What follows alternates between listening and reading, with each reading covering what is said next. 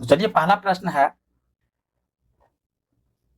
तारकुंडे समिति तथा गोस्वामी समिति का संबंध है। तो पहला का जो सही उत्तर है वह है ऑप्शन ए, चुनाव व्यवस्था में आमूल सुधार से। नेक्स्ट है, 1952 का वर्ष भारतीय इतिहास में क्यों महत्वपूर्ण है?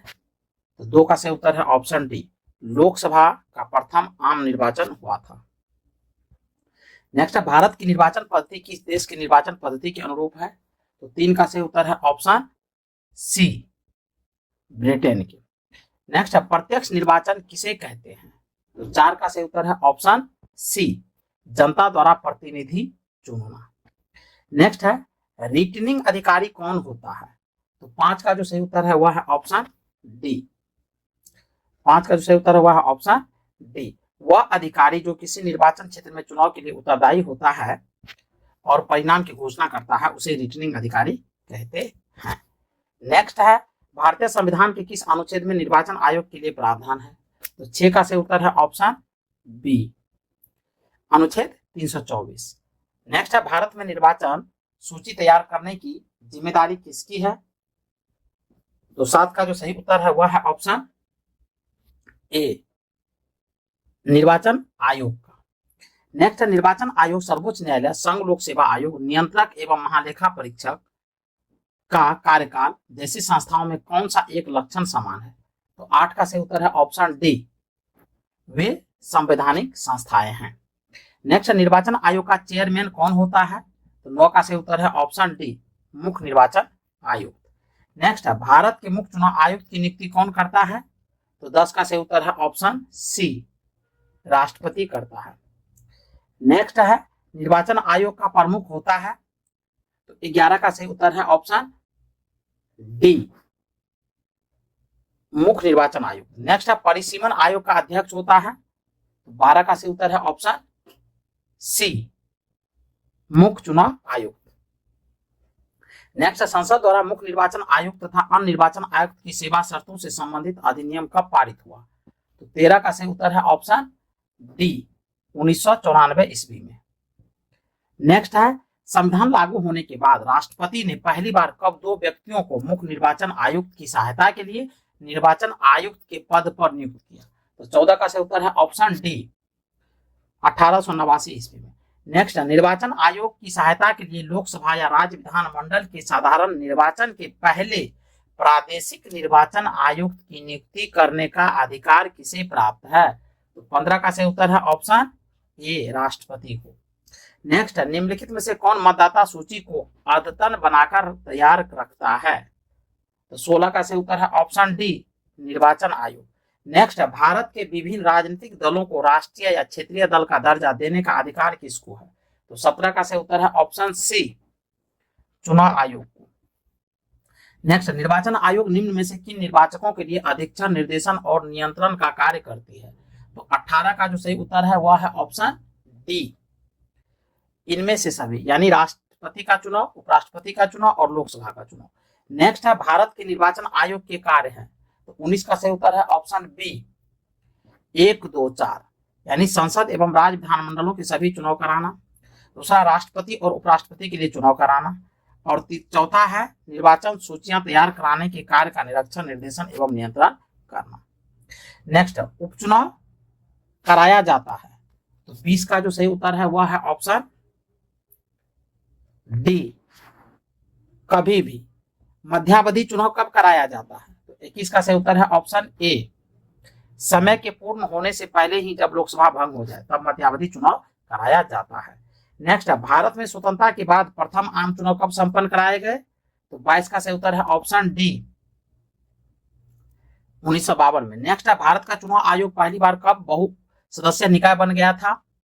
तो 23 का सही उत्तर है ऑप्शन सी, 1989 ईस्वी में। नेक्स्ट है, भारत में पहली बार महिलाओं को मताधिकार कब प्राप्त हुआ? बहुत इंपॉर्टेंट प्रश्न है। तो 24 का सही उत्तर है ऑप्शन बी, 1926 ईस्वी में। नेक्स्ट है, पार्लियामेंट द्वारा दिसंबर 1989 में निर्मित कानून के अनुसार एक नागरिक के वयस्क होने की कानूनी आयु क्या है? तो 25 का सही उत्तर है ऑप्शन डी, 18 वर्ष। नेक्स्ट, निम्नलिखित में से किस वर्ष में मतदाता की आयु 22 वर्ष से घटाकर 18 वर्ष कर दी गई? तो 26 का सही उत्तर है ऑप्शन ए, 1989 ईस्वी में, 1989 में भारत में पहली बार उक्त में से कोई नहीं यानी नोटा कब लागू किया गया था? तो 27 का सही उत्तर है ऑप्शन सी, 2013 में। नेक्स्ट है भारत का प्रथम मुख्य चुनाव आयुक्त कौन था? तो 28 का सही उत्तर है option D, Sukumar Sen. Next है चुनाव के समय किसी चुनाव क्षेत्र में चुनाव प्रचार कब बंद करना होता है? तो 29 का जो सही उत्तर है वह है ऑप्शन डी, मतदान समाप्त होने से 48 घंटे पहले। नेक्स्ट है एक व्यक्ति, तो 30 का सही उत्तर है ऑप्शन बी, 2 से अधिक निर्वाचन क्षेत्रों से चुनाव नहीं लड़ सकता है। नेक्स्ट है किसी निर्वाचन के दौरान किसी राजनीतिक दल के उम्मीदवार की मृत्यु हो जाने की स्थिति में कितनी दिनों के अंदर दूसरा प्रत्याशी खड़ा करना पड़ता है? तो 31 का जो सही उत्तर है वह है ऑप्शन सी, 7 दिनों के अंदर। नेक्स्ट निम्नलिखित 2 वक्तव्यों पर विचार कीजिए। तो 32 का सही उत्तर है ऑप्शन ए, यानी ए और आर दोनों सही है तथा आर ए का सही व्याख्या करता। पढ़ते हैं स्टेटमेंट को। कथन है मुख्य चुनाव आयुक्त को संवैधानिक प्रस्ताव के बिना नहीं हटाया जा सकता, बिल्कुल सही है। बी में है मुख्य चुनाव आयुक्त एक संवैधानिक व्यक्ति है, बिल्कुल सही है। नेक्स्ट है मुख्य निर्वाचन आयुक्त को प्रतिमाह कितना वेतन मिलता है? तो 33 का जो सही उत्तर है वह है ऑप्शन बी, 2,50,000। नेक्स्ट है अन्य निर्वाचन आयुक्त को प्रतिमाह कितना वेतन मिलता है? तो 34 का सही उत्तर है ऑप्शन ए, 2,25,000। नेक्स्ट है मुख्य निर्वाचन आयुक्त की पदावधि होती है? तो 35 का सही उत्तर है ऑप्शन ए, 6 वर्ष या 65 वर्ष की आयु जो भी पहले पूर्ण हो। नेक्स्ट है अन्य निर्वाचन आयुक्त की पदावधि होती है? तो 36 का सही उत्तर है ऑप्शन ए, 6 वर्ष या 62 वर्ष की आयु जो भी पहले पूर्ण हो। नेक्स्ट अन्य निर्वाचन आयुक्त अपना त्यागपत्र देते हैं? तो 37 का सही उत्तर है ऑप्शन ए, राष्ट्रपति को।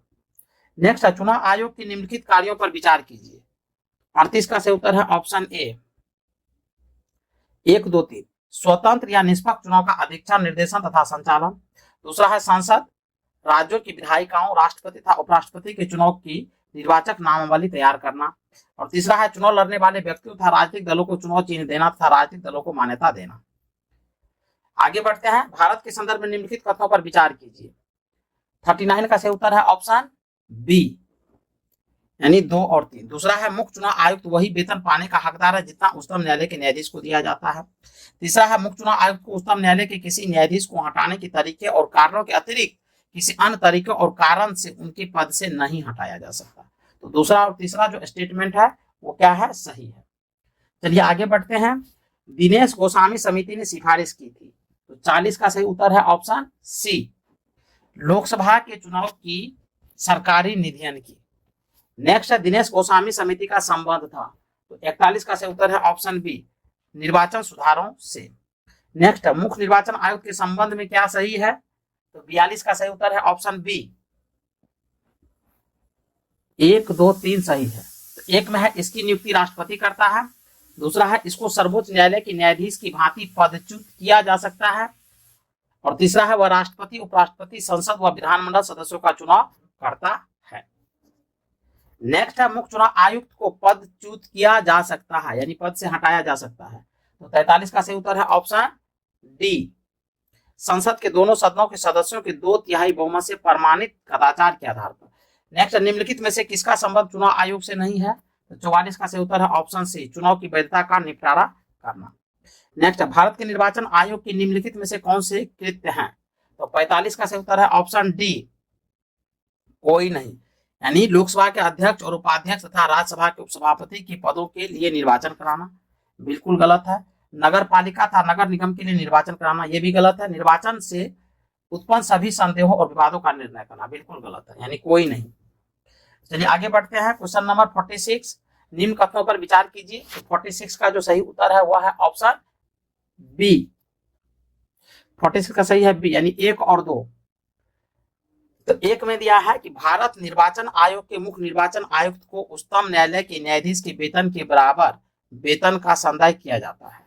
और दूसरा है भारत के मुख्य निर्वाचन आयुक्त का कार्यकाल पदभार ग्रहण करने के दिनांक से 6 वर्ष की अवधि या 65 वर्ष की आयु जो भी पहले आता है तक होगा। तो पहला और दूसरा स्टेटमेंट सही है। नेक्स्ट, निम्नलिखित में से कौन सा आयोग भारत के संविधान के एक अनुच्छेद के अंतर्गत सुस्पष्ट उपबंध के पालन में गठित हुआ है? तो 47 का सही जो उत्तर है वह है ऑप्शन डी, निर्वाचन आयोग। नेक्स्ट, नीचे दो वक्तव्य दिए गए हैं और 48 का सही उत्तर है ऑप्शन सी, यानी ए सही है किंतु आर गलत है। तो कथन ए में दिया गया है कि संसद तथा राज्य विधानमंडलों के स्वतंत्र तथा निष्पक्ष चुनाव कराने की शक्तियां एक स्वतंत्र इकाई निर्वाचन आयोग को दी गई है, ये सही है। आर में है कि निर्वाचन आयुक्त को पद से हटाने का अधिकार कार्यपालिका के पास है, जो कि स्टेटमेंट ये गलत है। चलिए आगे बढ़ते हैं। निम्नलिखित में से कौन सा काम निर्वाचन आयोग का नहीं है? तो 49 का जो सही उत्तर है वह है ऑप्शन डी, चुनाव के लिए उम्मीदवारों का चयन करना। नेक्स्ट है, मुख्य निर्वाचन आयुक्त की नियुक्ति तथा उसको पदच्युत करने का अधिकार निम्नलिखित में से किसको है? तो 50 का सही उत्तर है ऑप्शन सी, राष्ट्रपति को। नेक्स्ट है, निर्वाचन आयुक्त की सेवा शर्तों तथा कार्यकाल निश्चित करता है। तो 51 का सही उत्तर है ऑप्शन ए, संविधान। नेक्स्ट, निम्नलिखित में से क्या भारत के निर्वाचन आयोग के कार्यों और शक्तियों के अधीन नहीं है? तो 52 का सही उत्तर है ऑप्शन डी, निर्वाचन आयोग को उसे सौंपे गए कार्यों के निष्पादन में सहायता कराने के लिए क्षेत्रीय आयुक्त की नियुक्ति करना। नेक्स्ट, भारत में निर्वाचनों का अधीक्षण, निर्देशन और नियंत्रण किसमें निहित है? तो 53 का जो सही उत्तर है वह है ऑप्शन सी, यानी भारत का निर्वाचन आयोग। नेक्स्ट है, ईवीएम का प्रयोग भारतीय चुनाव में कब से प्रारंभ हुआ? तो 54 का सही उत्तर है ऑप्शन सी, 1998 ईस्वी से। नेक्स्ट है, भारत के प्रथम महिला मुख्य निर्वाचन आयुक्त कौन थी? तो 55 का सही उत्तर है option C, B S Rama Devi. Next है, राज्यों में पंचायतों के चुनाव किसके द्वारा आयोजित किए जाते हैं? तो 56 का जो सही उत्तर है वह है ऑप्शन सी, राज्य निर्वाचन आयोग, राज्य निर्वाचन आयोग। नेक्स्ट है, निम्नलिखित कथनों पर विचार कीजिए। तो 57 का सही उत्तर है ऑप्शन ए, 1 और 2।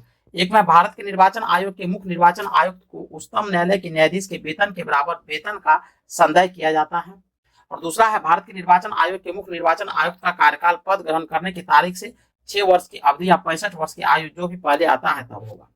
तो पहला दूसरा सही है। नेक्स्ट है, भारत के निर्वाचन आयुक्त के संदर्भ में निम्नलिखित कथनों पर विचार कीजिए। तो 58 का जो सही उत्तर है वह है ऑप्शन सी, सिर्फ एक, यानी भारत का निर्वाचन आयोग 5 सदस्यों की संस्था है। तो कह रहा है यहाँ कौन सही नहीं है? तो पहला जो स्टेटमेंट है यानी 5 सदस्यों की संस्था नहीं है बल्कि ये 3 सदस्यों की संस्था है। तो 3 सदस्यों की संस्था है, तो पहला जो स्टेटमेंट गलत है। बाकी 3 देख लेते हैं। निर्वाचन आयोग आम चुनाव तथा उपचुनाव के परिवर्तन का कार्यक्रम निर्धारण करता है, बिल्कुल सही है। नेक्स्ट है, निर्वाचन आयोग अन्य राजनीतिक दलों के विभाजन विलयन संबंधी विवादों को सुलझाता है, ये भी सही है। भारत का निर्वाचन आयोग नवीन पंजीकृत दलों को चुनाव चिन्ह प्रदान करता है, बिल्कुल ये भी सही है। तो दूसरा तीसरा चौथा स्टेटमेंट सही है, जबकि पहला स्टेटमेंट गलत है, पूछा गया है गलत स्टेटमेंट, इसलिए सही उत्तर होगा सी। हेलो दोस्तों, नमस्कार, जीके एडुकेट पॉइंट में आपका स्वागत है। दोस्तों, आज हम लोग भारतीय संविधान से जुड़े हुए एक टॉपिक को पढ़ेंगे। टॉपिक है केंद्र राज्य संबंध। चलिए इनसे जुड़े हुए जो ऑब्जेक्टिव प्रश्न दिए गए हैं उन सभी प्रश्नों को एक एक करके देखते हैं। तो पहला प्रश्न है, संघ सूची, राज्य सूची तथा समवर्ती सूची का विस्तृत उल्लेख संविधान के किस अनुसूची में किया गया है? तो इनका जो सही उत्तर है वह है ऑप्शन बी, 7वीं अनुसूची। नेक्स्ट है, भारतीय संविधान में तीनों सूचियों से संबंधित व्यवस्था निम्नलिखित में से कहां से ली गई है? तो दूसरा का जो सही उत्तर है वह है ऑप्शन डी, यानी भारत सरकार अधिनियम 1935 से। नेक्स्ट है, सरकारिया आयोग की सिफारिश का संबंध है। तो 3 का सही उत्तर है ऑप्शन डी, केंद्र और राज्यों के बीच संबंधों से। नेक्स्ट है, केंद्र राज्य संबंध पर 1971 में राज्य मन्नार समिति किस राज्य के द्वारा गठित की गई थी? तो 4 का सही उत्तर है ऑप्शन सी, तमिलनाडु सरकार के द्वारा। नेक्स्ट है, सरकारिया आयोग संबंधित है। तो 5 का सही उत्तर है ऑप्शन डी, केंद्र राज्य संबंध से। नेक्स्ट है, भारतीय संविधान में राज्य की शक्तियों एवं कार्यों किस प्रकार से विभाजित किए गए हैं? तो 6 का सही उत्तर है ऑप्शन बी, तीनों सूचियों में। नेक्स्ट है, केंद्र तथा राज्यों के मध्य शक्तियों के वितरण के लिए भारत का संविधान 3 सूचियों को प्रस्तुत करता है। निम्न में से कौन से 2 अनुच्छेद शक्तियों के वितरण को विनियमित करते हैं? तो 7 का सही उत्तर है ऑप्शन डी, अनुच्छेद 245 तथा 246। नेक्स्ट, संघ और राज्यों की विधायी संबंधों का संचालन किन सूचियों के आधार पर किया जाता है? तो 8 का सही उत्तर है ऑप्शन डी, इनमें से सभी, यानी संघ सूची, राज्य सूची और समवर्ती सूची।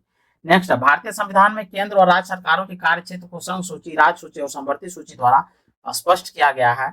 जो कार्य इन सूचियों में वर्णित नहीं है वह किसके अधिकार क्षेत्र में आते हैं? तो 9 का सही उत्तर है ऑप्शन बी, संघ के। नेक्स्ट है, ऐसा कोई मामला जो भारत के तीनों सूचियों में उल्लिखित नहीं है पर कानून बनाने की अवशिष्ट शक्ति देश के पास होती है? तो 10 का सही उत्तर है ऑप्शन सी, केंद्र विधायिका।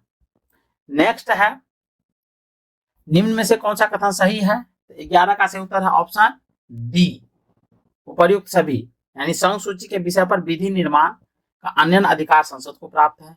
बी में है, राज्य सूची के विषय पर विधि निर्माण अन्य अधिकार राज्य विधानमंडल को प्राप्त है। और सी में है, समवर्ती सूची के विषय पर संसद तथा राज्य विधानमंडल दोनों को ही विधि निर्माण का अधिकार प्राप्त है। तो तीनों सही है। नेक्स्ट, यदि समवर्ती सूची के किसी विषय पर राज्य विधानमंडल द्वारा निर्मित अधिनियम उसी विषय पर संसदीय अधिनियम परस्पर विरोधी हो तो? 12 का सही उत्तर है ऑप्शन सी, संसदीय अधिनियम राज्य अधिनियम पर अभिभाषी होगा। नेक्स्ट है, किन परिस्थितियों में संसद राज्य सूची के विषय पर विधि निर्माण कर सकती है? 13 का जो सही उत्तर है वह है ऑप्शन ई, उपर्युक्त सभी, यानी आपातकाल की स्थिति में 2 या अधिक राज्यों की सहमति से अंतर्राष्ट्रीय संधि व समझौते को लागू करने हेतु और राज्य में संवैधानिक तंत्र की असफलता की स्थिति में। नेक्स्ट, क्या भारत संघ का कोई राज्य किसी विदेशी राष्ट्र या अंतर्राष्ट्रीय संगठन से ऋण ले सकता है? तो 14 का सही उत्तर है ऑप्शन बी, नहीं। अब चलिए अगला क्वेश्चन देखते हैं। क्वेश्चन है 15 कि सरकारिया आयोग की स्थापना निम्नलिखित में से किस संबंध में जांच के लिए हुई थी? तो 15 का जो सही उत्तर है वह है ऑप्शन बी, केंद्र राज्य संबंध का। नेक्स्ट है, केंद्र राज्य संबंधों पर विचार करने के लिए सरकारिया आयोग का गठन कब हुआ था? तो 16 का सही उत्तर है ऑप्शन सी, 1983 ईस्वी में। नेक्स्ट, समवर्ती सूची में लिखे विषयों पर अधिनियम बनाने का अधिकार किसके पास है? तो 17 का सही उत्तर है ऑप्शन ए, राज्य और संघ के पास। नेक्स्ट है, निम्नलिखित में से किसके अंतर्गत आने वाले विषयों पर नियमन बना सकने का संसद को एकमात्र अधिकार है? तो 18 का सही उत्तर है ऑप्शन ए, संघीय सूची। नेक्स्ट है, मूल संविधान में संघ सूची में 97 विषय थे, अब उनकी संख्या कितनी है? तो 19 का सही उत्तर है ऑप्शन डी, 99। नेक्स्ट, मूल संविधान में क्षेत्रीय महत्व के 66 विषय राज्य सूची में थे, अब उनकी संख्या कितनी है? तो 20 का सही उत्तर है ऑप्शन ए, 61। नेक्स्ट, मूल संविधान में समवर्ती सूची के अंतर्गत विषयों की संख्या 47 थी, अब यह संख्या कितनी है? 21 का सही उत्तर है ऑप्शन डी, 52। नेक्स्ट, पंचायती राज विषय है, 22 का सही उत्तर है ऑप्शन सी, राज्य सूची के। नेक्स्ट, भूमि सुधार डैश के विषय के अंतर्गत है, तो 23 का सही उत्तर है ऑप्शन सी, राज्य सूची। नेक्स्ट, आर्थिक नियोजन विषय है, 24 का सही उत्तर है ऑप्शन सी, समवर्ती सूची में। नेक्स्ट, निम्नलिखित में से कौन सा विषय समवर्ती सूची में है? तो 25 का सही उत्तर है ऑप्शन बी, शिक्षा। नेक्स्ट है, भारतीय संविधान की 7वीं अनुसूची के अंतर्गत संघ सूची में निम्नलिखित में से किसका उल्लेख नहीं है? तो 26 का जो सही उत्तर है वह है ऑप्शन डी, गैस का। नेक्स्ट है, भारतीय संविधान की 7वीं अनुसूची के अंतर्गत राज्य सूची में निम्नलिखित में से किसका उल्लेख है? तो 27 का सही उत्तर है ऑप्शन सी, रेलवे पुलिस का। नेक्स्ट, निम्नलिखित में से कौन सा विषय संघ सूची के अंतर्गत समाविष्ट है? तो 28 का सही उत्तर है ऑप्शन बी, जनगणना। नेक्स्ट है, निम्नलिखित सूचियों में से किसके अंतर्गत शिक्षा आती है? 29 का सही उत्तर है ऑप्शन सी, समवर्ती सूची। नेक्स्ट, निम्नलिखित में से कौन राज्य सूची में नहीं है? तो 30 का सही उत्तर है ऑप्शन डी, सुरक्षा। नेक्स्ट, सामाजिक सुरक्षा एवं सामाजिक बीमा विषय है, तो 31 का सही उत्तर है ऑप्शन ए, समवर्ती सूची में। नेक्स्ट है, शिक्षा को किस संविधान संशोधन द्वारा राज्य सूची से हटाकर समवर्ती सूची में शामिल किया गया? तो 32 का सही उत्तर है ऑप्शन बी, 42 में। नेक्स्ट, भारतीय संविधान के संबंध में निम्न में से कौन सा युग्म सुमेलित नहीं है? 33 का सही उत्तर है ऑप्शन बी, स्टॉक एक्सचेंज समवर्ती सूची। ये सही सुमेलित नहीं है, बल्कि सभी वन जो है समवर्ती सूची में है, पोस्ट ऑफिस सेविंग बैंक संघ सूची में है और लोक स्वास्थ्य स्वराज सूची में है। नेक्स्ट, समवर्ती सूची का विषय नहीं है, तो 34 का सही उत्तर है ऑप्शन डी, लोक स्वास्थ्य। नेक्स्ट, निम्नलिखित में से कौन राज्य सूची में है? तो 35 का सही उत्तर है option A, railway police. Next, 42वें संवैधानिक संशोधन द्वारा वन शिक्षा, प्राणियों का संरक्षण और नाप तोल को किस सूची में स्थानांतरण किया गया? तो 36 का सही उत्तर है ऑप्शन सी, राज्य सूची से संवर्ती सूची। नेक्स्ट, विवाह, संविधिक, श्रम, कल्याण, आर्थिक और सामाजिक योजना जैसे विषय किस सूची के अंतर्गत आते हैं? तो 37 का सही उत्तर है ऑप्शन सी, संवर्ती सूची। नेक्स्ट, मुद्रा, प्रतिरक्षा, बैंक, प्रादेशिक मामले, डाक, नागरिकता आदि विषय की सूची में रखा गया है? तो 38 का सही उत्तर है ऑप्शन ए, संघ सूची। नेक्स्ट, पुलिस, न्याय, स्थानीय स्वशासन, स्वास्थ्य, कृषि, सिंचाई आदि विषयों को किस सूची में रखा गया है? तो 39 का सही उत्तर है ऑप्शन बी, राज्य सूची। नेक्स्ट, निम्नलिखित में से कौन सा विषय राज्य सूची में सम्मिलित नहीं है? तो 40 का सही उत्तर है ऑप्शन डी, शिक्षा। नेक्स्ट, निम्नलिखित में से कौन संवर्ती सूची में है? 41 का सही उत्तर है ऑप्शन बी, शिक्षा। नेक्स्ट, राज्य सूची से हटाकर संवर्ती सूची में लाया गया है? तो 42 का सही उत्तर है ऑप्शन बी, 1। नेक्स्ट, निम्नलिखित में से कौन सा विषय राज्य सूची का नहीं है? तो 43 का सही उत्तर है ऑप्शन सी, जन्म एवं मृत्यु पंजीकरण। नेक्स्ट है संघ सूची का विषय है? 44 का सही उत्तर है ऑप्शन बी, सीमा कर। नेक्स्ट, राज्य सूची का विषय है? तो 45 का सही उत्तर है ऑप्शन ए, न्याय। संवर्ती सूची का विषय है? तो 46 का सही उत्तर है ऑप्शन डी, विवाह और विवाह विच्छेद। 42वें संविधान संशोधन द्वारा संवर्ती सूची में जोड़ा गया है? 47 का सही उत्तर है ऑप्शन ए, जनसंख्या नियंत्रण। नेक्स्ट है संघ सूची का विषय नहीं है? 48 का सही उत्तर है ऑप्शन ए, पुलिस। नेक्स्ट, राज्य सूची का विषय नहीं है? 49 का सही उत्तर है ऑप्शन डी, सीमा कर। नेक्स्ट है कृषि आय पर लगने वाला कर भारत के संविधान की 7वीं अनुसूची में दी गई है, दी गई डैश सूची में सूचीबद्ध है? तो 50 का सही उत्तर है ऑप्शन बी, राज्य। नेक्स्ट है अंतरराष्ट्रीय संधियों के भारत के किसी भाग अथवा संपूर्ण भारत में लागू करने के लिए संसद कोई भी कानून बना सकती है? तो 51 का सही उत्तर है ऑप्शन डी, बिना किसी राज्य के सहमति से। नेक्स्ट, संवर्ती सूची में कौन सा विषय है? तो 52 का सही उत्तर है ऑप्शन डी, श्रम कल्याण। नेक्स्ट, संविधान की राज्य सूची में कौन सा विषय नहीं है? तो 53 का सही उत्तर है ऑप्शन सी, बीमा। नेक्स्ट है केंद्र और राज्यों के बीच वैधानिक शक्तियों का बंटवारा दिया हुआ है? तो 54 का सही उत्तर है ऑप्शन डी, 7वीं अनुसूची में। नेक्स्ट, संविधान में जन स्वास्थ्य एवं स्वच्छता तथा अस्पताल एवं औषधालय किस सूची में आते हैं? तो 55 का सही उत्तर है ऑप्शन बी, राज्य सूची। नेक्स्ट, भारत में केंद्र राज्य संबंध निर्भर करते हैं? तो 56 का सही उत्तर है ऑप्शन डी, सभी चारों, यानी संवैधानिक प्रावधानों पर, परंपराओं तथा व्यवहारों पर, न्यायिक व्याख्याओं पर, बातचीत के लिए यंत्र विन्यास पर। भारत के संविधान के अंतर्गत विषय तथा संबंधित सूची के बारे में निम्न युग्मों में से कौन एक सुमेलित नहीं है? तो 57 का सही उत्तर है ऑप्शन बी, शेयर बाजार संवर्ती सूची। ये सुमेलित नहीं है, जबकि वन जो है संवर्ती सूची में है, डाकघर, बचत बैंक संघीय सूची का विषय है और जन स्वास्थ्य जो है राज्य सूची का विषय है। नेक्स्ट, संसद, संघीय संसद राज्य सूची के विषय पर भी कानून बना सकती है? तो 58 का सही उत्तर है ऑप्शन डी, सभी चारों, यानी अंतरराष्ट्रीय समझौते को प्रभावी बनाने हेतु, संबंधित राज्य की सहमति से, राज्य में राष्ट्रपति शासन लागू रहने की अवस्था में और राष्ट्रीय हित में जब राज्यसभा 2/3 बहुमत से इसे प्रस्ताव पारित करे। नेक्स्ट, भारतीय संविधान के अंतर्गत अवशिष्ट अधिकारों का अर्थ है? तो 59 का सही उत्तर है ऑप्शन डी, अधिकार जिनको केंद्रीय सूची, राज्य सूची और संवर्ती सूची में स्पष्ट रूप से शामिल नहीं किया गया है।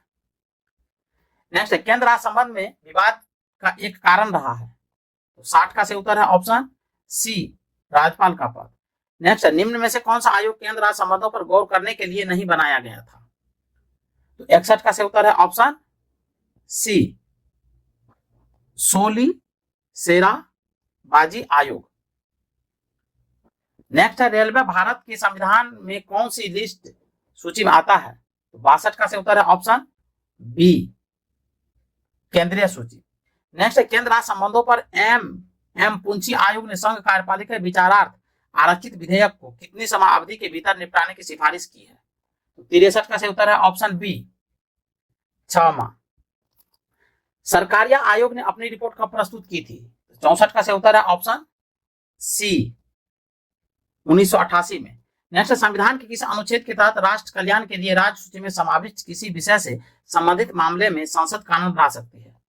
तो 65 का सही उत्तर है ऑप्शन डी, अनुच्छेद 249। नेक्स्ट है, सरकार द्वारा अधिनियमित प्रत्येक कानून देश के अनुसार होना चाहिए। तो 66 का सही उत्तर है ऑप्शन ए, संविधान। नेक्स्ट, निम्नलिखित में से कौन भारतीय संविधान की 7वीं अनुसूची की संघीय सूची के अंतर्गत आते हैं? तो 67 का सही उत्तर है ऑप्शन सी, बाटों और मापों का नियत मानक करना। नेक्स्ट, निम्नलिखित में से कौन सा भारतीय संविधान की 7वीं अनुसूची की संघ सूची के अंतर्गत नहीं आता है? तो 68 का सही उत्तर है ऑप्शन ए, मादक लिकर। नेक्स्ट, भारतीय संविधान की 7वीं अनुसूची की राज्य सूची में निम्नलिखित में से किसका उल्लेख है? तो 69 का सही उत्तर है ऑप्शन सी, दांव और धृत यानी सट्टा और जुआ। नेक्स्ट, 7वीं अनुसूची की संवर्ती सूची में डैश से संबंधित उपबंध नहीं है। तो 70 का सही उत्तर है ऑप्शन सी, भूमि और भवनों पर कर। नेक्स्ट है, केंद्रीय सूचना और अन्वेषण ब्यूरो भारतीय संविधान की 7वीं अनुसूची की किस सूची के अंतर्गत आता है? तो 71 का सही उत्तर है ऑप्शन ए, संघ सूची। नेक्स्ट है, निम्नलिखित में से कौन सा भारतीय संविधान की 7वीं अनुसूची की राज्य सूची के अंतर्गत नहीं आता है? तो 72 का सही उत्तर है ऑप्शन डी, खानों और तेल क्षेत्रों में श्रम और सुरक्षा का विनियमन। तो चलिए दोस्तों, मिलते हैं नेक्स्ट वीडियो में, तब तक के लिए जय हिंद। हेलो दोस्तों, नमस्कार। जीके एडुकेयर पॉइंट में आपका स्वागत है। दोस्तों, आज हम लोग भारतीय संविधान से जुड़े हुए एक टॉपिक पढ़ेंगे। टॉपिक है राजभाषा। चलिए, राजभाषा से जुड़े हुए जो ऑब्जेक्टिव प्रश्न दिए गए हैं उन प्रश्नों को एक एक करके देखते हैं। तो चलिए, पहला प्रश्न है कि संविधान की कौन सी अनुसूची में क्षेत्रीय भाषाओं का उल्लेख है? तो इसका जो सही उत्तर है वह है ऑप्शन बी, यानी 8वीं अनुसूची में। नेक्स्ट है, भारत के संविधान की 8वीं अनुसूची में कितनी भाषाएं हैं? तो दूसरा का सही उत्तर है ऑप्शन सी, यानी 22 भाषाएं हैं।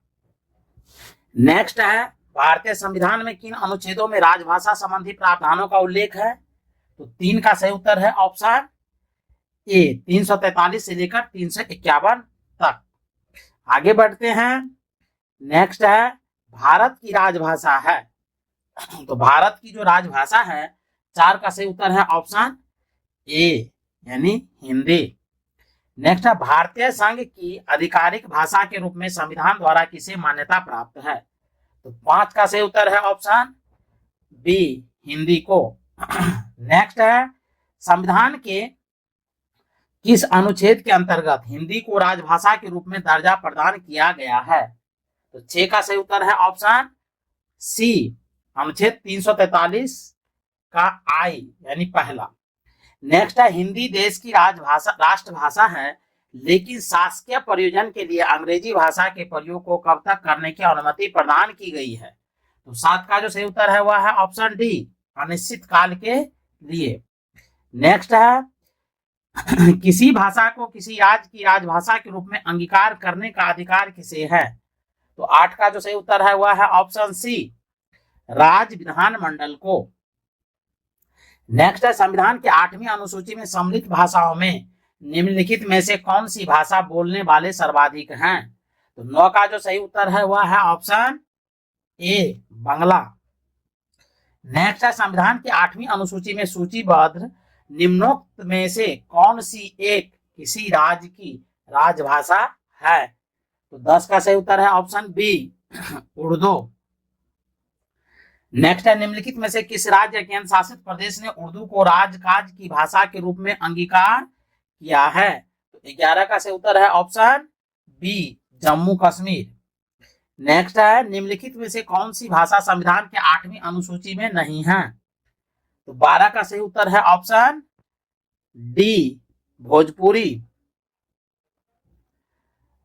तो निम्नलिखित में से कौन सी भाषा संविधान के 8वीं अनुसूची में नहीं है? तो यह है भोजपुरी। नेक्स्ट है, डोगरी भाषा किस राज्य केंद्र शासित प्रदेश में बोली जाती है? तो 13 का जो सही उत्तर है वह है ऑप्शन ए जम्मू कश्मीर राज्यों में। नेक्स्ट है, सिंधी को किस संवैधानिक संशोधन द्वारा संविधान की 8वीं अनुसूची में शामिल किया गया? तो 14 का जो सही उत्तर है वह है ऑप्शन ए 21वां संविधान संशोधन। नेक्स्ट है, भारतीय संविधान के अनुच्छेद 344 के तहत प्रथम राजकीय भाषा आयोग का गठन हुआ था, यानी कब हुआ था? तो 15 का सही उत्तर है ऑप्शन बी 1955 ईस्वी में बीजी खैर की अध्यक्षता में। नेक्स्ट है, 1955 में गठित राजभाषा आयोग के प्रथम अध्यक्ष कौन थे? तो 16 का सही उत्तर है ऑप्शन ए बीजी खैर। नेक्स्ट है, संविधान के किस अनुच्छेद में यह व्यवस्था किया गया है कि प्रत्येक राज्य शिक्षा के प्राथमिक स्तर पर मातृभाषा में शिक्षा की पर्याप्त सुविधाओं को उपलब्ध कराने का प्रयास करेगा? तो 17 का सही उत्तर है ऑप्शन सी अनुच्छेद 350 का ए। नेक्स्ट है, भारतीय राज्य नागालैंड की आधिकारिक भाषा क्या है? तो 18 का सही उत्तर है ऑप्शन ए अंग्रेजी। नेक्स्ट है, किस संवैधानिक संशोधन के द्वारा भारतीय संविधान की 8वीं अनुसूची में बोडो, डोगरी, संथाली और मैथिली भाषाओं का समावेश किया गया? तो 19 का सही उत्तर है ऑप्शन डी 92वां संविधान संशोधन यानी 92वां। नेक्स्ट है, कौन सी भाषा हमारे संविधान की 8वीं अनुसूची में सम्मिलित नहीं है? तो 20 का सही उत्तर है ऑप्शन सी राजस्थानी। नेक्स्ट है, निम्नलिखित में से किस भाषा को संविधान के 8वीं अनुसूची में शामिल नहीं किया गया है जबकि वह एक राज्य की राजकीय भाषा है? तो 21 का सही उत्तर है ऑप्शन ए अंग्रेजी। नेक्स्ट है 22 का, संविधान की 8वीं अनुसूची में 21वें संविधान संशोधन द्वारा निम्न में से कौन सी भाषा जोड़ी गई? तो 22 का सही उत्तर है ऑप्शन बी सिंधी। नेक्स्ट है, भारत के किस राज्य केंद्र शासित प्रदेश में उर्दू को प्रथम राजभाषा का दर्जा प्रदान किया गया है? तो 23 का जो सही उत्तर है वह है option C Jammu Kashmir. Next है, 8वें परिशिष्ट का संबंध है?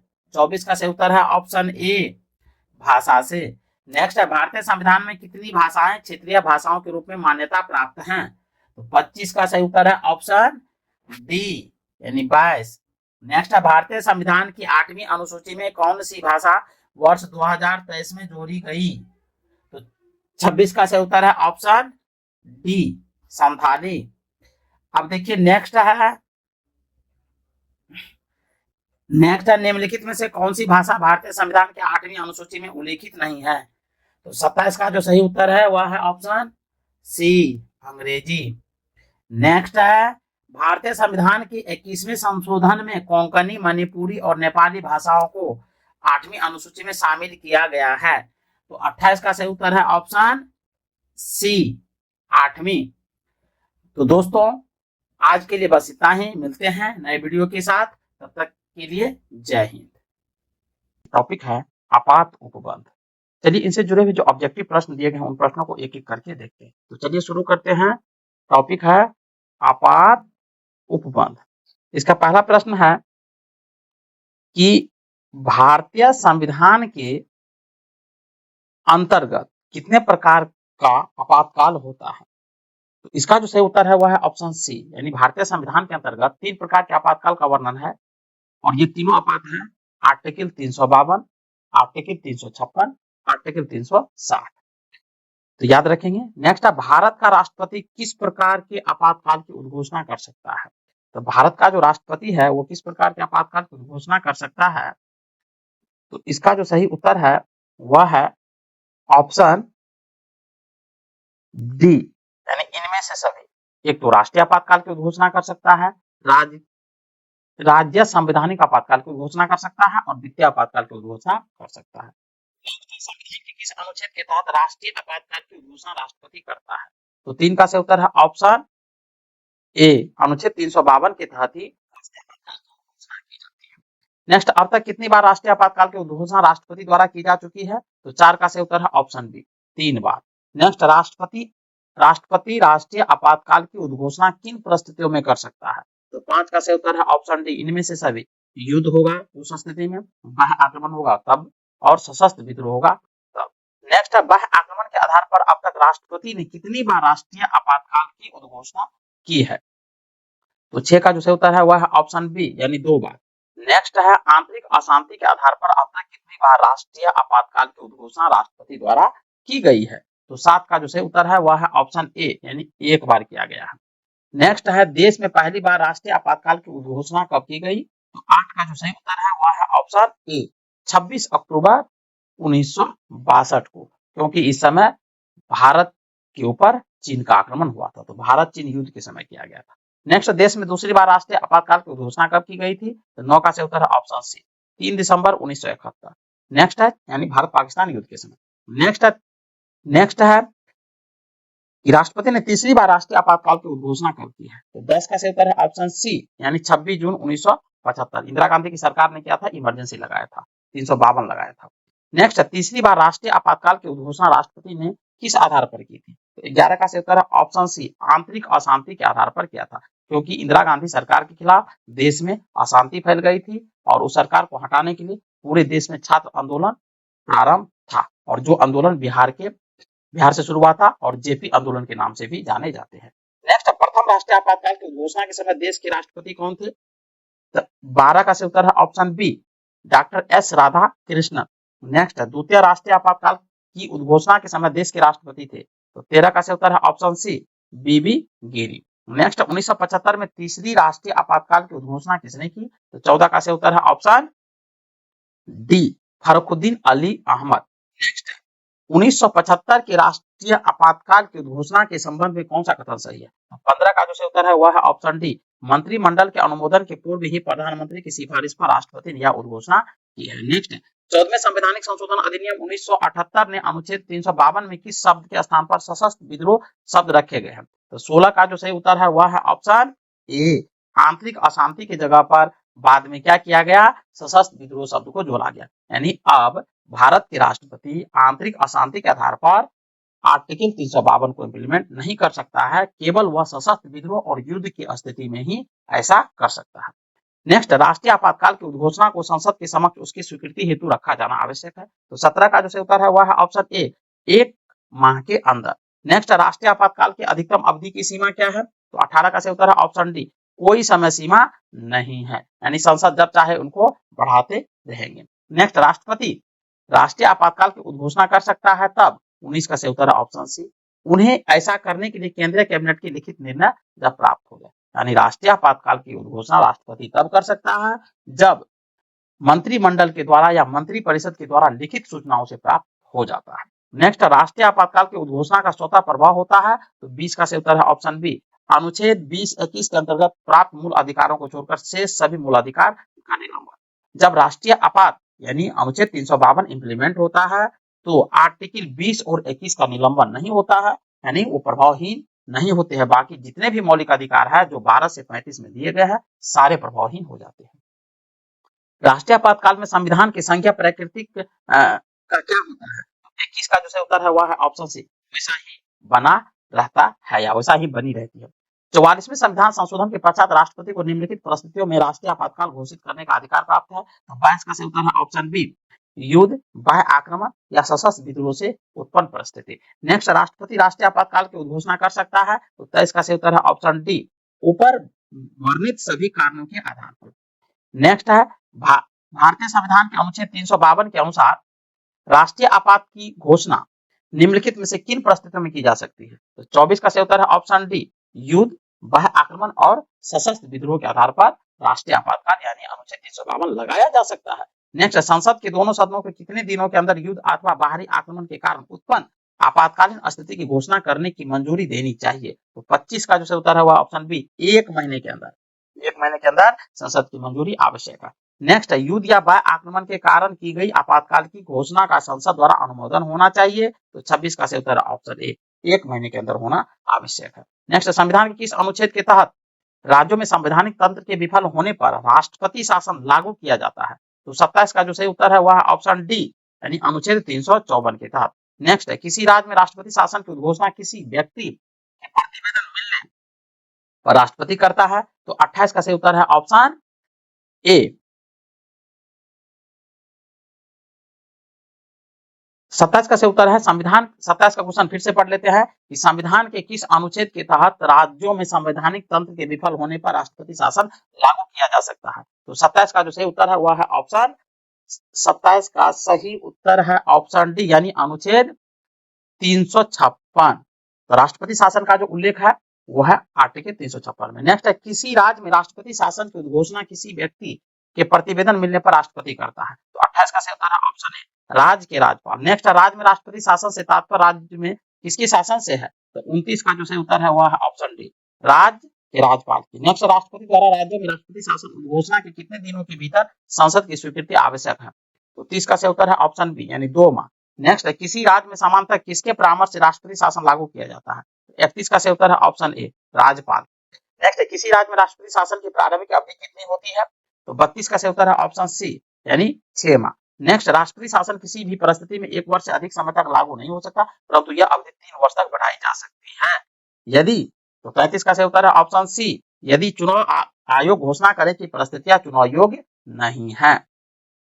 किसी राज्य में राष्ट्रपति शासन के लागू हो जाने पर निम्नलिखित में से किस कृत्यों के अलावा राज्य प्रशासन के सभी कृत्य संघीय नियंत्रण में आ जाते हैं? तो 34 का जो सही उत्तर है वह है ऑप्शन सी, यानी न्यायिक। नेक्स्ट, संसद द्वारा प्रस्ताव पारित होने पर किसी राज्य में राष्ट्रपति शासन एक बार में कितने समय के लिए लागू होता है? तो 35 का सही उत्तर है ऑप्शन सी, यानी 6 माह के लिए। नेक्स्ट है, किसी राज्य में राष्ट्रपति शासन किसी परिस्थिति में अधिकतम कितनी अवधि तक लागू की जा सकती है? तो 36 का सही उत्तर है ऑप्शन बी, यानी 3 वर्षों तक। नेक्स्ट, 42वें संविधान संशोधन अधिनियम 1976 द्वारा राष्ट्रपति शासन की 6 माह की अवधि को बढ़ाकर कितना कर दिया गया था? तो 37 का सही उत्तर है ऑप्शन बी, यानी 12 माह। नेक्स्ट, प्रथम बार राष्ट्रपति शासन कब लागू किया गया? तो 38 का सही उत्तर है ऑप्शन बी, 20 जून 1951 को। नेक्स्ट, प्रथम बार राष्ट्रपति शासन किस राज्य में लागू किया गया? तो 39 का जो सही उत्तर है वह है ऑप्शन डी, पंजाब। नेक्स्ट, अब तक किस राज्य में सर्वाधिक लंबी अवधि तक राष्ट्रपति शासन लागू रहा? तो 40 का सही उत्तर है ऑप्शन बी, जम्मू कश्मीर में। नेक्स्ट, राष्ट्रपति शासन की सर्वाधिक बार घोषणा की गई है? तो 41 का सही उत्तर है ऑप्शन ए, इंदिरा गांधी के प्रथम शासनकाल में। नेक्स्ट, अनुच्छेद 356 की व्यवस्थाओं का प्रयोग करते समय राष्ट्रपति किन शक्तियों को अपने हाथ में ले सकता है? तो 42 का सही उत्तर है ऑप्शन सी, यानी 1 और 2 दोनों, यानी कार्यपालिका शक्तियां और विधायी शक्तियों को अपने हाथ में ले सकता है। नेक्स्ट, संविधान के किस अनुच्छेद के आधार पर राष्ट्रपति देश में वित्तीय आपात की घोषणा कर सकता है? तो 43 का जो सही उत्तर है वह है ऑप्शन डी, अनुच्छेद 360। नेक्स्ट, अब तक भारत में कितनी बार वित्तीय आपात की घोषणा राष्ट्रपति द्वारा की गई है? तो 44 का सही उत्तर है ऑप्शन डी, अभी तक तो नहीं की गई है, यानी आर्टिकल 360 जो है अभी तक लागू नहीं हुआ है। नेक्स्ट, निम्नलिखित में से कौन सी ऐसी आपात स्थिति है जिसकी घोषणा अभी तक भारत में नहीं की गई है? तो 45 का जो सही उत्तर है वह है ऑप्शन डी, वित्तीय आपात की स्थिति। नेक्स्ट, वित्तीय आपात स्थिति के दौरान राज्य विधानमंडल द्वारा पारित सभी वित्त विधेयक को निम्नलिखित में से किसके विचारार्थ आरक्षित रखा जाता है? तो 46 का जो सही उत्तर है वह है ऑप्शन डी, यानी राष्ट्रपति के लिए। नेक्स्ट, वित्तीय आपात के दौरान राष्ट्रपति राज्य के किस प्रकार के विधेयक की स्वीकृति के लिए प्रस्तुत किए जाने के लिए बाध्य कर सकता है? तो 47 का जो सही उत्तर है वह है ऑप्शन बी, वित्तीय विधेयक। नेक्स्ट, भारत के संविधान के अनुच्छेद 360 के अधीन वित्तीय आपात से संबंधित निम्नलिखित कथनों पर विचार कीजिए। तो 48 का जो सही उत्तर है वह है ऑप्शन ए, यानी केवल एक, यानी पढ़ लेते हैं, वित्तीय आपात की घोषणा दो मास की समाप्ति पर परिवर्तन में नहीं रहेगी यदि उस अवधि की समाप्ति से पहले संसद के दोनों सदनों के संकल्प द्वारा उनका अनुमोदन नहीं कर दिया जाता है। नेक्स्ट देखिए, नेक्स्ट, राज्य में आपातकाल के समय राज्य का शासन किसके हाथ में रहता है? तो 49 का जो सही उत्तर है वह है ऑप्शन ए, राष्ट्रपति के हाथ में चला जाता है। नेक्स्ट है निम्नांकित में से कौन सी तारीख को भारत के राष्ट्रपति ने अपनी शक्तियों का प्रयोग करते हुए उद्घोषणा द्वारा यह घोषणा की कि गंभीर आपात विद्यमान है जिसके कारण आंतरिक अशांति से भारत की सुरक्षा को गंभीर खतरा है? तो 50 का सही उत्तर है ऑप्शन सी, 26 जून 1975। नेक्स्ट है और लास्ट क्वेश्चन है, निम्नलिखित में से किस अनुच्छेद का समर्थन डॉक्टर बी आर अम्बेडकर द्वारा इस तर्क पर किया गया था कि इसका प्रयोग अंतरिम उपाय के रूप में किया जाएगा? तो 51 का जो सही उत्तर है वह है ऑप्शन सी, अनुच्छेद 356। चलिए अब नेक्स्ट टॉपिक को पढ़ते हैं। नेक्स्ट टॉपिक है भारतीय राजनीतिक में दबाव समूह। तो भारतीय राजनीतिक में जो दबाव समूह है, इससे जुड़े हुए जो क्वेश्चन है उन क्वेश्चन को देख लेते हैं। अब इसका पहला क्वेश्चन देखते हैं। तो पहला क्वेश्चन है कि भारतीय राजनीतिक में दबाव समूह, पहला क्वेश्चन है कि दबाव समूह राजनीतिक दलों से किस अर्थ में भिन्न होता है? तो पहला का जो सही उत्तर है वह है ऑप्शन सी, यानी वे सत्ता प्राप्ति का प्रयत्न नहीं करते हैं। नेक्स्ट, लोकतंत्र में राजनीतिक दबाव समूह का कार्य क्या है? तो दूसरा का जो सही उत्तर है वह है ऑप्शन डी, जन हितार्थ सरकार पर दबाव डालो। नेक्स्ट है, दबाव समूह का उल्लेख समानता होता है। तो 3 का सही उत्तर है ऑप्शन सी, विशेष हित समूह के लिए। नेक्स्ट, दबाव समूह का प्रधान उद्देश्य होता है। तो 4 का सही उत्तर है ऑप्शन ए, अपने सदस्यों के हितों की अभिवृद्धि करना। नेक्स्ट, निम्नलिखित में से कौन सा कथन दबाव समूह का अर्थ बोध कराता है? तो 5 का सही उत्तर है ऑप्शन सी, गरीबों के कल्याण हेतु कार्य करने वाला समूह। नेक्स्ट है, डी मैकिन ने दबाव समूह को परिभाषित किया। तो 6 का सही उत्तर है ऑप्शन ए, गुमनाम साम्राज्य के रूप में। नेक्स्ट, निम्नलिखित में से किसने प्रभावक समूह को विधानमंडल का तीसरा सदन माना है? तो 7 का सही उत्तर है ऑप्शन सी, एच फाइनर ने। नेक्स्ट है, भारत में संगठित दबाव समूह गठित नहीं होने का मुख्य कारण है। तो 8 का सही उत्तर है ऑप्शन डी, उपर्युक्त सभी कारण है। पहला कारण पढ़ लेते हैं, भारत में अनेक छोटे छोटे राजनीतिक दलों ही दबाव समूह का कार्य करते हैं। दूसरा है, संगठित राजनीतिक समूह जो राजनीतिक में सक्रिय है उनका कोई निश्चित विचार नहीं है। नेक्स्ट है, समूह का भारत में न तो स्वतंत्र अस्तित्व और न ही वह राजनीतिक में स्वायत्त भूमिका का निर्वहन करते हैं। नेक्स्ट, निम्नलिखित में से कौन एक दबाव समूह है? तो 9 का सही उत्तर है ऑप्शन डी, इनमें से सभी, यानी भारतीय किसान संघ दबाव समूह है, भारतीय मजदूर संघ और विश्व हिंदू परिषद, ये सभी क्या है? दबाव समूह है। नेक्स्ट, गैर राजनीतिक संगठन भारतीय किसान यूनियन किस राज्य में सक्रिय है? तो 10 का जो सही उत्तर है वह है ऑप्शन ए, उत्तर प्रदेश। नेक्स्ट, श्वेतकारी संगठन नामक कृषि संगठन किस राज्य में राजनीतिक में महत्वपूर्ण भूमिका निभाता है? तो 11 का सही उत्तर ऑप्शन बी, महाराष्ट्र में। नेक्स्ट, विश्व हिंदू परिषद, राष्ट्रीय स्वयंसेवक संघ, बजरंग दल आदि किस राजनीतिक दल के दबाव समूह हैं? तो 12 का जो सही उत्तर है वह है ऑप्शन बी, भाजपा के। नेक्स्ट है, भारतीय राजनीतिक में सक्रिय व्यावसायिक संघ जो राजनीतिक दलों की नीतियों को प्रभावित करते हैं। तो 13 का सही उत्तर है ऑप्शन सी, उपर्युक्त दोनों, यानी FICCI और एसोचैम। नेक्स्ट, अखिल भारतीय किसान सभा का गठन किस वर्ष हुआ था? तो 14 का सही उत्तर है ऑप्शन डी, 1936 में। नेक्स्ट, भारतीय राजनीतिक में साम्यवादी विचारधारा से प्रभावित युवा तुंग का अस्तित्व किस वर्ष के बाद हुआ था? तो 15 का सही उत्तर है ऑप्शन ए, 1969 में। नेक्स्ट, निम्नलिखित में से कौन सा सही सुमेलित है? तो 16 का जो सही उत्तर है वह है ऑप्शन डी, उपयुक्त सभी, यानी नाडार जाति संघ तमिलनाडु में है, रेड्डी जातीय समुदाय आंध्र प्रदेश में है, लिंगायत समुदाय कर्नाटक में है। नेक्स्ट देख लीजिए, निम्नलिखित में से किस एक दबाव समूह माना जा सकता है? तो 17 का सही उत्तर है ऑप्शन बी, मजदूर संघ के सदस्य को। नेक्स्ट, भारत में निम्नलिखित में से कौन सा दबाव समूह की भूमिका निभाता है? तो 18 का सही उत्तर है ऑप्शन ए, INTUC। नेक्स्ट है, विश्व को दबाव समूह और हित समूह किस राष्ट्र की देन है? तो 19 का सही उत्तर ऑप्शन सी, अमेरिका की। नेक्स्ट है, 20 में है, सुमिलित कीजिए, कृषि संगठन है और प्रभाव क्षेत्र है। तो 20 का जो सही उत्तर है वह है ऑप्शन ए, 1 2 3 4, यानी भारतीय किसान यूनियन पश्चिमी उत्तर प्रदेश, श्वेतकारी संगठन महाराष्ट्र, भारतीय किसान संघ गुजरात और रैयत संघ कर्नाटक। नेक्स्ट है, 21 में सुमिलित कीजिए, छात्र संगठन और संबंधित दल। तो 21 का भी सही उत्तर है ऑप्शन ए, यानी 1 2 3 4, अखिल भारतीय विद्यार्थी परिषद भाजपा और इंडिया स्टूडेंट फेडरेशन सामवादी दल, national student union of India Congress और समता युवाजन समाजवादी पार्टी। नेक्स्ट देख लेते हैं, सुमिलित कीजिए 22 का, और 22 का सही उत्तर है ऑप्शन डी, यानी 4 1 3 2, 4 1 3। भारतीय मजदूर संघ का संबंध जो है 1 का चौथा भारतीय जनता पार्टी से, Indian national trade union Congress का संबंध जो है वो है भारतीय राष्ट्रीय कांग्रेस से, यूनाइटेड ट्रेड यूनियन कांग्रेस का जो संबंध है वो है माकपा से, और all India trade union Congress का जो संबंध है वो है भाकपा से। अब एक और टॉपिक है, वो टॉपिक का नाम है पदाधिकारियों का पदानुक्रम। चलिए, इनसे जुड़े हुए जो प्रश्न दिए गए हैं उन प्रश्नों को एक एक करके देख लेते हैं। तो पदानुक्रम से संबंधित जो प्रश्न है उसमें दिया गया है, इस प्रश्न को देखते हैं। प्रश्न है, पदाधिकारियों का अनुक्रम, ये टॉपिक है। और प्रश्न देखते हैं। पहला प्रश्न है, नीति आयोग के उपाध्यक्ष को भारत सरकार के सरकारी वरीयता क्रम में महत्व का दर्जा दिया गया है। तो पहला का जो सही उत्तर है वह है ऑप्शन ए, भारत सरकार के कैबिनेट मंत्री के समान इनको दर्जा प्राप्त है। नेक्स्ट है, अग्रता अधिपत्र के अनुसार निम्नलिखित में से कौन सी अग्रता का सही अवरोही क्रम है? तो दो का सही उत्तर है ऑप्शन बी, उच्चतम न्यायालय के न्यायाधीश, राज्यसभा के उपाध्यक्ष और भारत के महान्यायवादी और संसद सदस्य। नेक्स्ट है, निम्नलिखित अधिकारियों पर विचार कीजिए।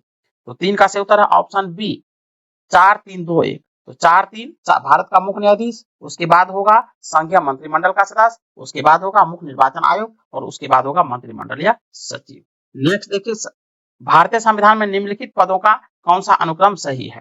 तो 4 का जो सही उत्तर है वह है ऑप्शन बी, यानी बी, राज्यों के राज्यपाल, भारत के मुख्य न्यायाधीश, राज्य के मुख्यमंत्री और मुख्य चुनाव आयोग।